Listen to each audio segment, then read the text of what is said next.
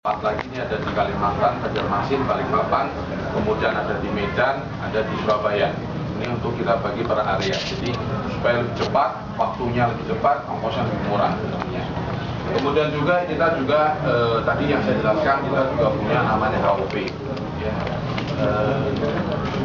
Ini adalah spare part yang made in Indonesia, tapi kualitas sudah kita sudah pantau dengan harga yang sangat kompetitif.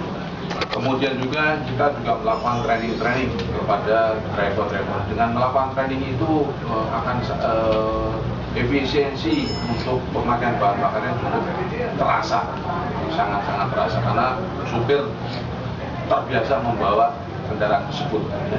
Jadi semua ini sebenarnya konsep ini ada di total support kita, filosofi total support kita, bagaimana kita menekan operational cost dari pemakai ini. Jadi kita tekan habis. Jadi itu Pak tadi kira-kira. Jadi dari sudut logistik maupun dari sudut spare part maupun training-trainingnya kita lakukan semua.